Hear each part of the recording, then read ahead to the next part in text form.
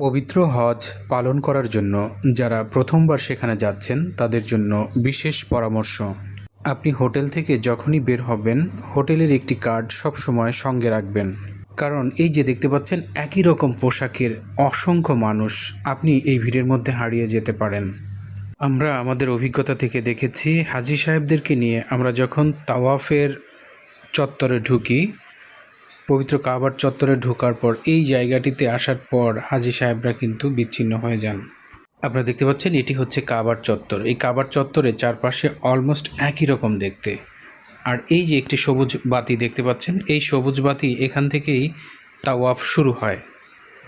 এই সবুজ বাতি বরাবর কাবার হাজরে আসওয়াদ পাথরকে চুমো দিয়েই তাওয়াফের কার্যক্রম শুরু হয়। আপনারা দেখতে পাচ্ছেন হাজি সাহেবরা নামাজ পড়ছে। এই হাজরে আসওয়াদ বরাবর এই কোনায়